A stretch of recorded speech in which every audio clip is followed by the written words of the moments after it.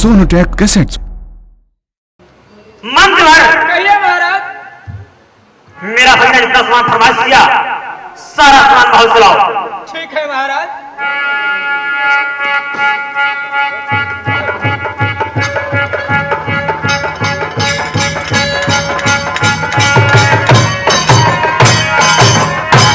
महाराज मंत्र सारा सामान आ गया। दो इधर भगना विजय भार कहिए मामा। ये लो अपना पूरा सामान। ठीक है मामा। अब ये सारा सामान मिल गया। आज से मैं आपको छोड़ कर मैं दूसरे देश को जा रहा हूं मामा, लेकिन कान खोल करके सुन लो, कर करके मैंने जा रहा हूं। ऐसा समय आएगा, ऐसे भागना को देख करके आपको पछताना पड़ेगा मामा। कोशिश ही अरे मामा, आज मैं खुश हो रहा हूं कि आपको सोचने चाहिए, लेकिन वो समय आएगा यही भगवान आपके सामने रखेगा और इसी भगवान को देख करके आपको पछताना पड़ेगा। वो पछताना पड़ेगा, पछताना पड़ेगा। कोशिश ही चले जाए यहाँ से। जा रहा हूं मामा, जा रहा हूं। रामे रामे रामे हो रामे रामे, सीते नाई आया है राज, सीते नाई आया हो रामे मैया जाते हैं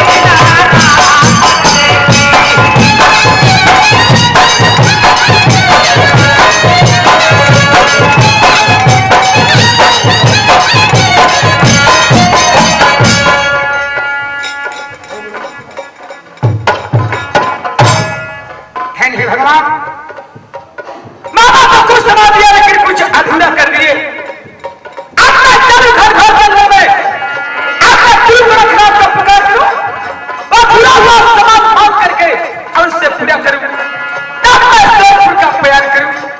शोरे मामा दुष्ट का आत्महत्या के कारण ऐसे में मुझको ठोकर खाना पड़ा, लेकिन ठीक है मामा, जब तक मैं आपको वचन को पूरा नहीं करूंगा, ऐसी जब मैं करिए के साथ सुहागरात नहीं मनाऊंगा। हमें चलूं धन भोजन में।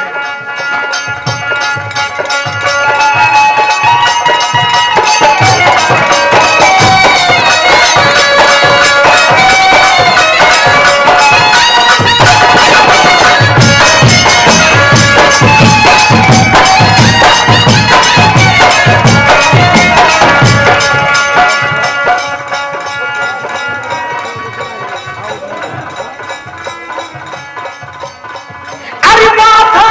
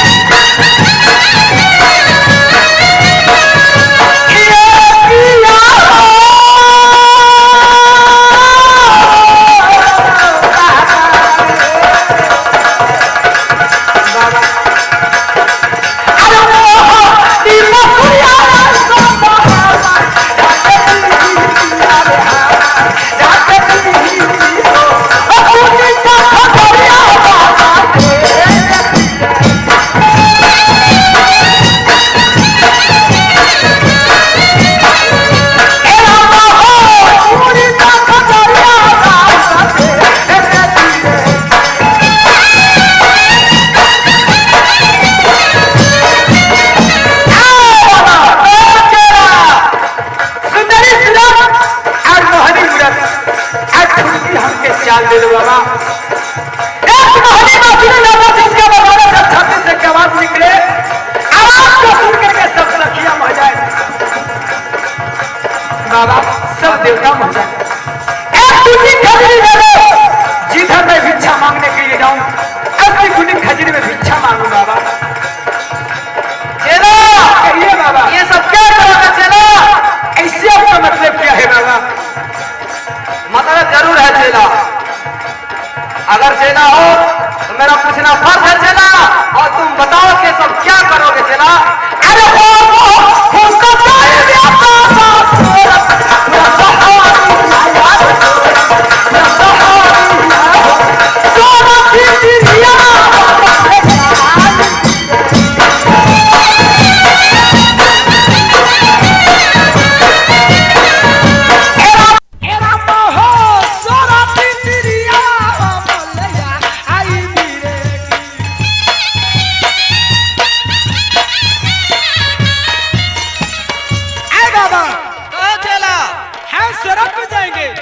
सोठी को लाने के लिए बाबा।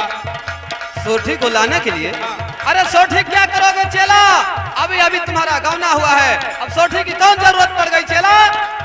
अरे मोह में तो करन में बाबा जाई, सोरतुरा यार जाई, सोरतुरा मामा खाती सोरती ले आई।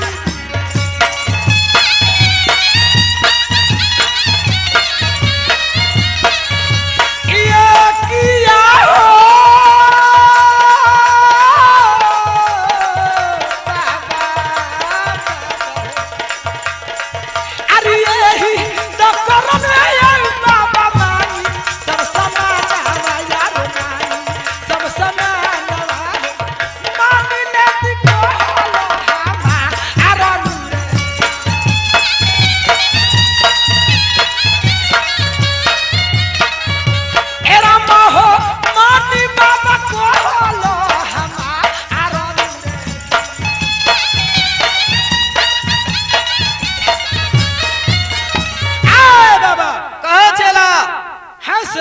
बाबा। सोठी को लाने के लिए मामा के करा सरफ जाएंगे और मामा खातिर सोठी को लाएंगे बाबा। ऐसी करस ये सरस सामान मांगा बाबा। अरे सुना बात सुना चला हमारी बचानिया, अरे हमारी बचानिया हो, सुना चल बचान रे हमारा।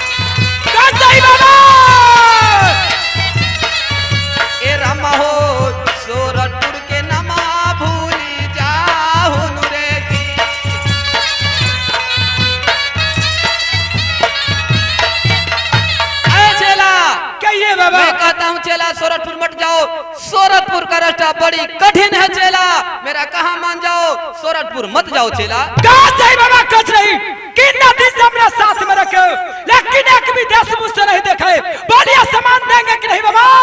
देंगे चेला। कहिए बाबा। नाराज मत हो चेला, जब मैं तुम्हारा गुरु हूँ और तू हमारा चेला है तो जरूर दूंगा चेला, जरूर दूंगा, लेकिन एक बात मानना पड़ेगा चेला। कहने ऐसा बात है? बात ये है चेला, ये सब ले लो, लेकिन एक शर्त है, शर्त ये है। हाँ ये भी ले लो चेला।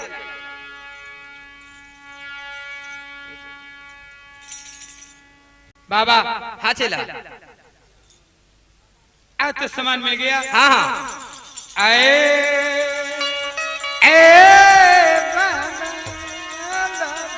कहा चेला कहा। हाँ चेला।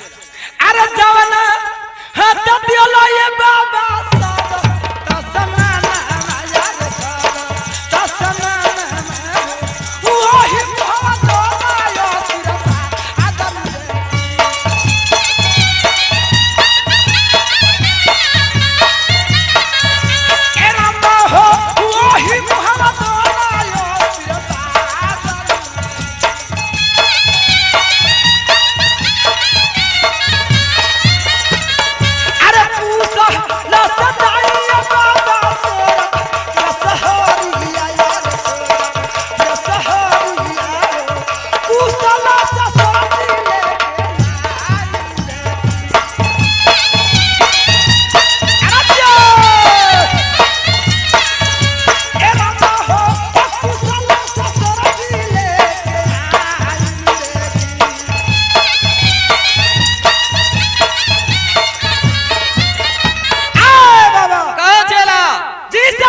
सारा सामान दिए, ऐसी मुझसे आशीर्वाद दो ताकि कुशल से मैं सोट पुजाऊं और कुशल से सोटी को लेकर के आऊं बाबा। ठीक है चेला, तुम कुशल से जाओगे और कुशल से आओगे, तुम्हारे पीठी धूल नहीं लगेगा चेला।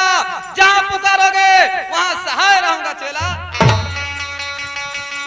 अच्छा ठीक है बाबा, अब जाने के लिए मुझे आज्ञा दीजिए। ठीक है चेला, जाओ, खुश रहो चेला। लेकिन चेला सुनो, एक बात है चेला। कौन ऐसा बात है बाबा? बात यह है चेला, चेला कहिए बाबा। सोरठपुर जाने में 5 शर्त है चेला। कौन का शर्त है बाबा?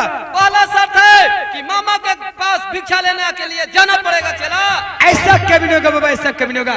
मैं इस पापी मामा के पास में भिक्षा लेने के लिए नहीं जाऊंगा बाबा, नहीं जाऊंगा। नहीं चेला, अगर सोरठपुर जाना है तो मामा के हाथों से भिक्षा लेना पड़ेगा चेला। ठीक है बाबा, आज करके मैं मामा कहाँ से भिक्षा लूंगा? और दूसरा शर्त यह है कि मामी के हाथ से भिक्षा लेना पड़ेगा। जैसे आपका क्या बाबा?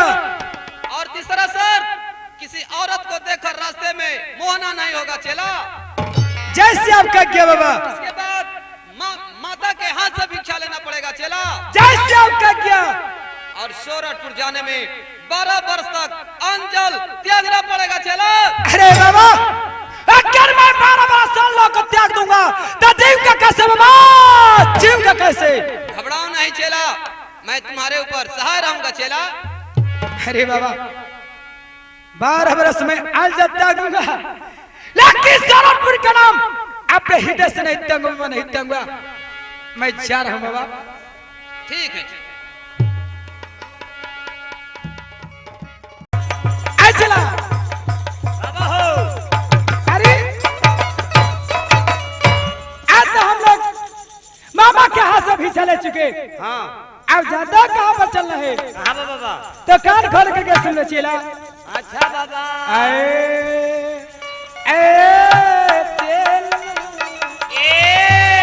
हमारा बाबा आरियागा बापू बड़े चेला मामी के नगोरी यार, मामी के नगोरी यार, मामी के नगोरी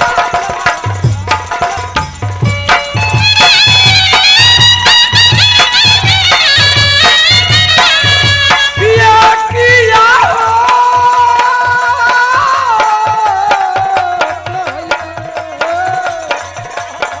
चला बाबा हो।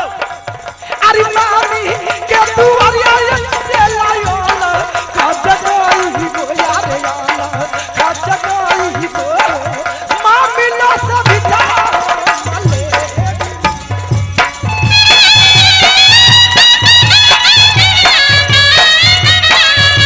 एरा हो मामी ला सब जा मले। ए बिंदे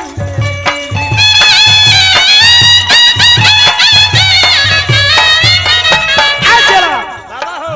जल्द चलो। चली बाबा। अरे राम राम राम हो राम राम जी के नाई यार, राम जी के नाई यार, राम नैया लैया रे बाबा मुरे।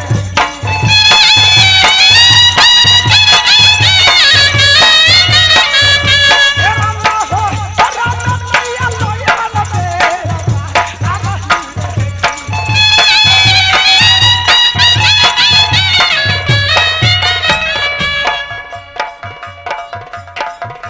अरे सुंदर रन करिया या दैवा सुंदर हे मोहलिया यार, सुंदर हे मोहलिया हो सुंदर रनाइया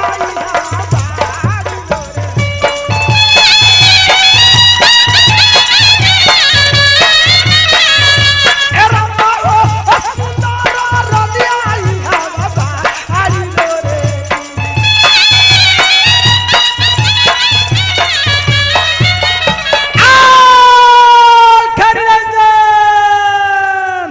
दरबार से कुछ मिलल चाहिए। अरे उचिया, कह दिया। जाके देखियो कि द्वार पर कैसन आवाज आवता। ठीक बा दीदी, हम जाता नहीं। आरी ऐसा न हो बोली आया दैवा सुने सभरानी आया रे, सुने सभरानी आया मनवा में कोला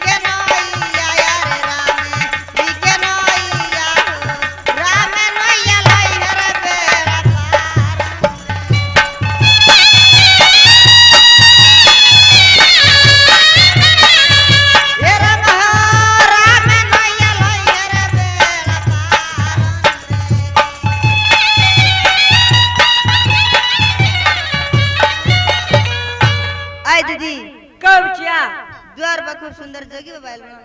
का खूब सुंदर जोगी होइल बड़े। हाय दीदी अरे बुचिया का है दीदिया कैसन जोगी हो बने तनी हमरो के चल दिखाओ।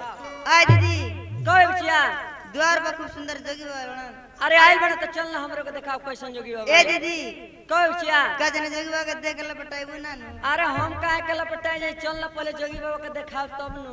ए दीदी कब बुचिया ऐसे काहे कहतरू। अरे चलो दिखाओ तनी हमरो। अरे जोगी बाबा के देखबे नु अच्छा। तार देखते आप लोग किस्म के मन हो जाई। अरे हमार ना मन खराब होई। हां ए दीदी तन चल दिखाओ कैसन जोगी हो बने। चल ए दीदी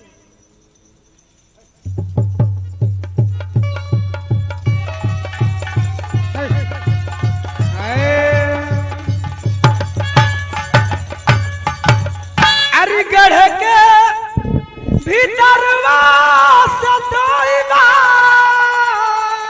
अरे जिया बाबा जिया आर चले सभरानिया यार चले सभरानिया मनवा में कोरली विचार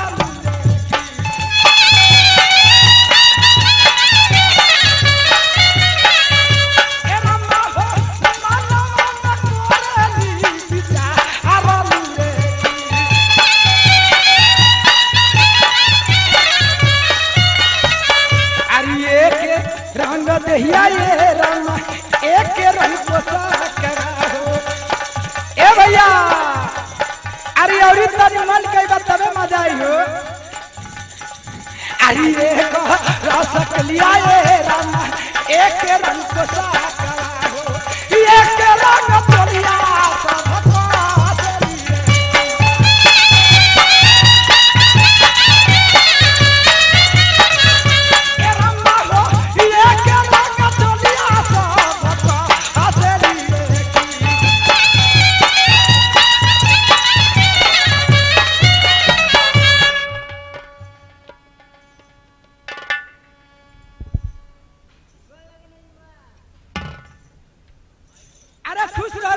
खुश रहो।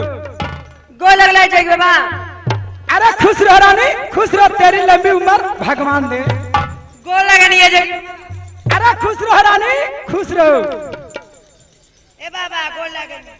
अरे खुश रहो रानी खूब बता जा इसी तरह से फरे फुले रहो। अरे बुचिया जोगी हो तो ऐसा माने कि देख के हमार मने क्वेश्चन हो गल का रे बुचिया तोहनी का मन होता किनारे ए दीदी कहे बुची। अरे हमार तो मने फरके लागल देखते हो। ए बाबा अरे बुचिया जोगी बाबा हसन सूरत ले ले माने आ का जानी कोने कारण यहाँ के जोगर मले मानी यहाँ का हमनी के घर द्वार पूछल कि कहाँ घर द्वार पड़ी। आए आए बाबा आ जोगी बाबा क्या कहती हो रानी। अरे कहाँ में बाड़े बाबा अरे घरवा दुआरवा ये हीरा मन जोगी। अरे ऐसा तुम लोग का मतलब क्या है। ए जोगी बाबा क्या कहती हो। ऐसा सूरत ले ले बानी कि हमने के पूछे के पड़ जाता का रे बुचिया।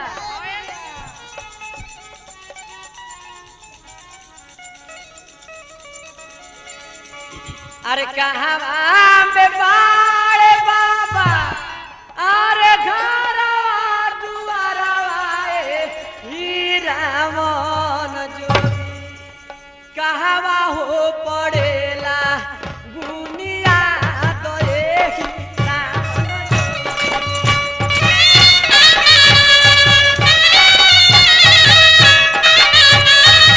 आ गया क्या कहती हो रानी। देखी तनी उरे पड़ता एही से मनो हमनी के जौन बानू रउए समझत हो कम ना तो हमनी के समझतन जा। पहले लड़के काम वाला तौरे बुझाइबे करेला। किया तो हर हाल बाबा धरती से जनमाए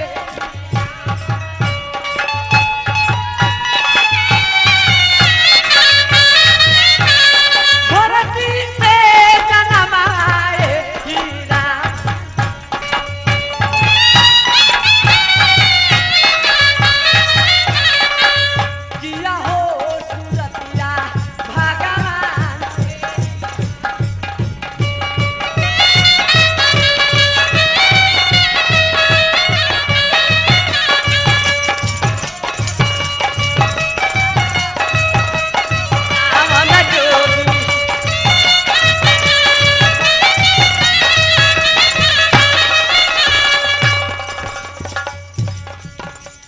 आ गया क्या कर दिया रानी?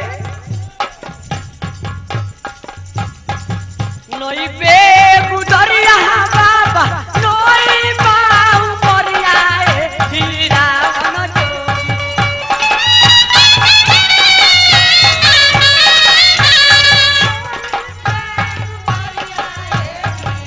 मन जोगी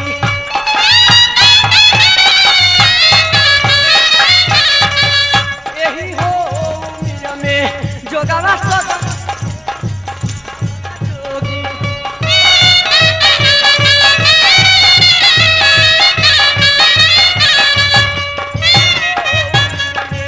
जोगावा सदा निये हीरा मन जोगी आ गया क्या कर दिया रानी? आए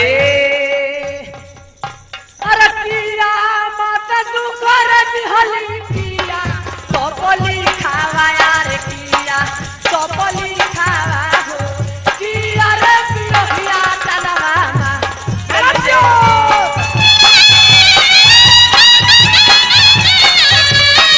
ए किया हो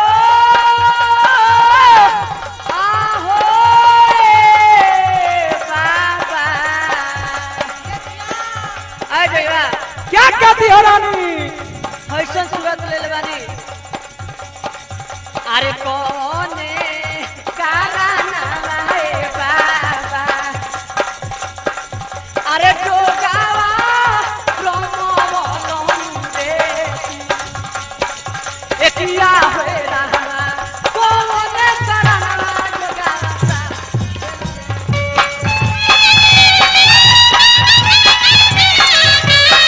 एकिया है रहना कौने काराना जो गावा चलो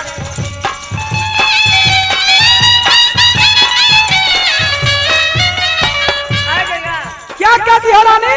अरे करो करनवाए बाबा हमनी के बताई अरे हमनी के बताई बहो कांचे हलिया दाना बतला रे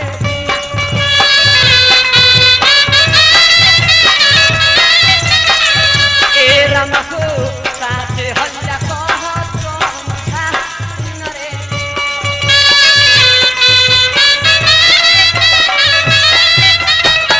अरे कोहे ले रो जिंदर रामा सोरा दीपावाला वाला रे सोरा दीपावाला वाहो सुनी कोटे आगे के पेरा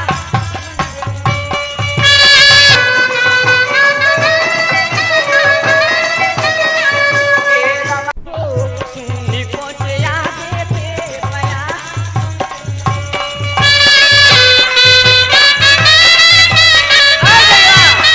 क्या कर दिया रानी? कौन कारण जोग लगनी एकर कारण हमनी से बताई जोगिवा अरे घबराओ मत रानी, घबराओ मत।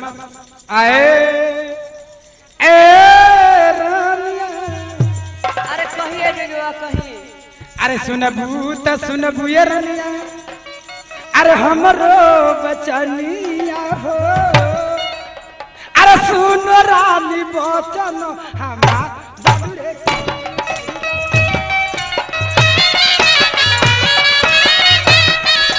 सुन रानी बचन हमार बलुरे की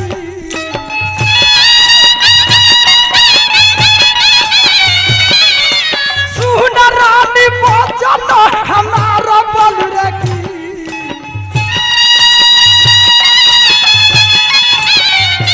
दैव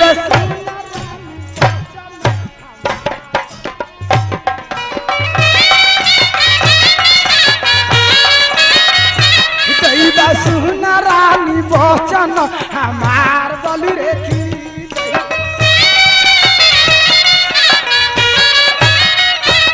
अरे नहीं मोरे घर वाले रनिया, अरे नहीं बा दुआरुआ हो, जो है साझी तो हमें बिहार बलुरे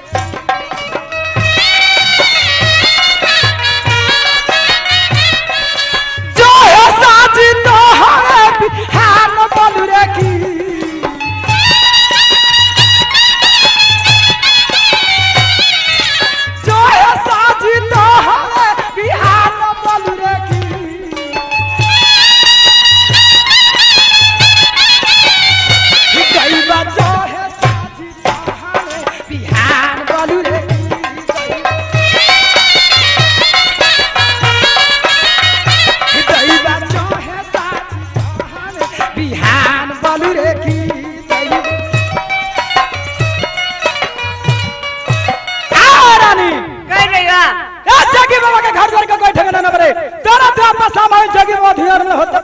दोसर द्वार देखले रानी कह देगा ना मेरा जन्म धरती से मिले अन्ना भगवान के अवतार भी रहे ना महामाई माँ के गर्भ था दस से मेरा अवतार भी रानी मेरा जन्म माता के गर्भ से मिले माता के कोख से अवतार ले रही जैसे सबके जन्म होला वैसे हमरे जन्म भी रानी ऐ रानी कह देगा आ कहा दर से तोहर बा मातारी कैसे रे कि तो के बनवास दे दिले हाय देवा आए ए रानी अरे कहिए जल्दी बाबा कहीं अरे जा जा आए अरे नाही मोरे माता ये रानी काला से निकाला लिया रे धारा से निकाला लियो नाही तो भी यही आता ना मामा अरे रे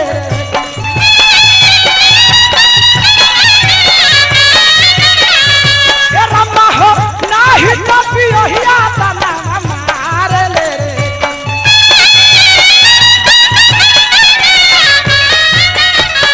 अरे हम रोकर मेरे रानी ए रानी कह देगा अरे हम रोकर मेरे रानी जोगा वाली खोइले हो पेट के कारणवा भी छमाइला रे ए रम्मा हो पेट के कारणवा भी छमाइला रे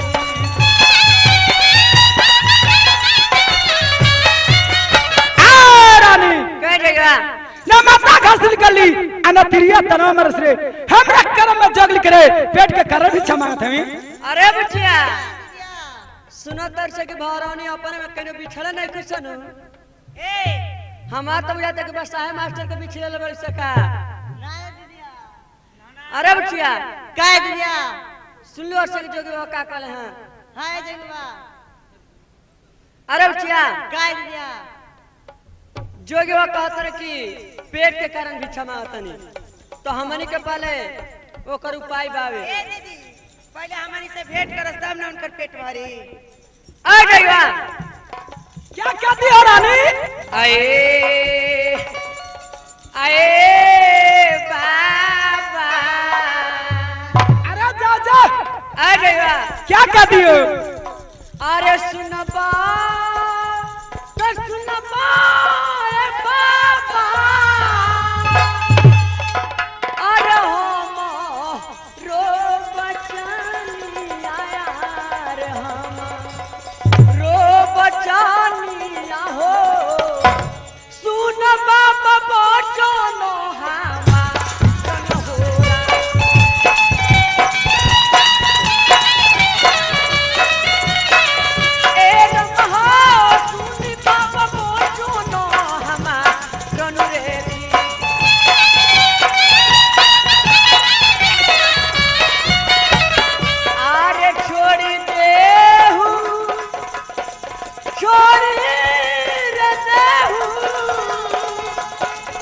क्या कहती हो रानी अरे जोगो तेरा माला यार जोगो तेरा माला हो मोटी मांगा भिगा पे डालना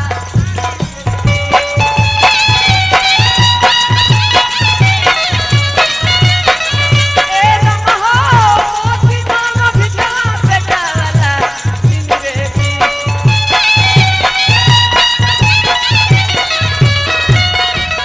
अरे तोहा साकेल कोए बाबा आ गई बाबा क्या कहती हो रानी अरे तोहा साकेल कोए बाबा 14 कोस के राजवा हो कोई ठोल धुई करमा बहुरे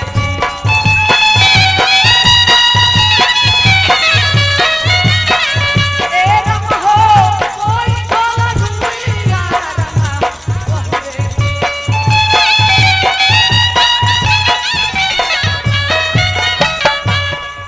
अरे नीति उठी करबो ए बाबा गौरो दारसानवा हो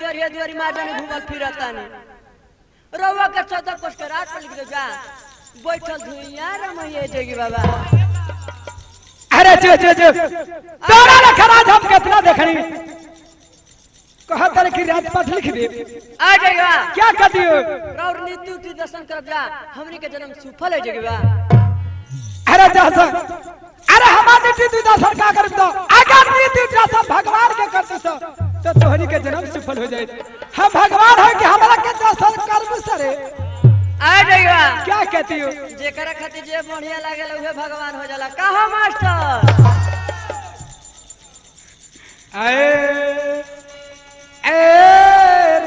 अरे कोई है जोगी बाबा कोई आरी तोहरे करम्मा नरानी हो आर राज लिखैले मोर राम राज लिखैले हो हमरा करम में जोगवाली लिखेला हो ए रामा हो हमरा करम में जोगवाली लिखेला हो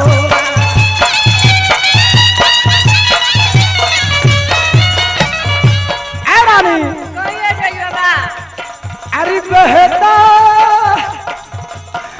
बनिया रानिया अरे रमदा ई बनिया राम रमदा ई बच्चोगिया केहू के दुआरिया जगी माता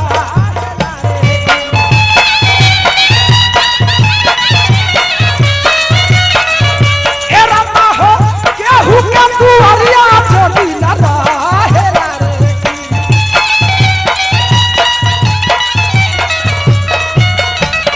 अरे हमारा के तू ये रानी तू आज भी छाड़ा यार तू आज भी छाड़ा दोसरा दुआरिया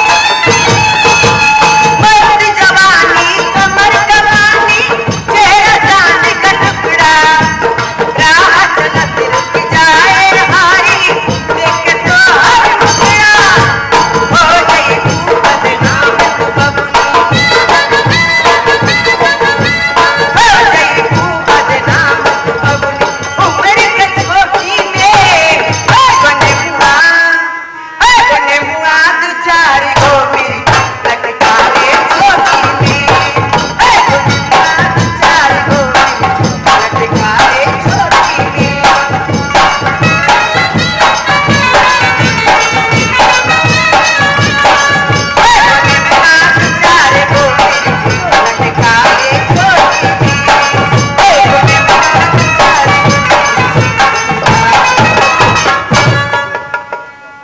हेलो, हाँ तो ये लीजिए, इस गाने पर खुश होकर के Yadav tent house Bhopalpur proprietor Shiv Shankar Yadav ji, उनकी तरफ से फिर 101 पुरस्कार। धन्यवाद। हमारे ये जय माता ड्रामा पार्टी की तरफ से नमस्कार, और ये हमारे गायकी कलाकार की तरफ से शुक्रिया भोजपुरी में। हेलो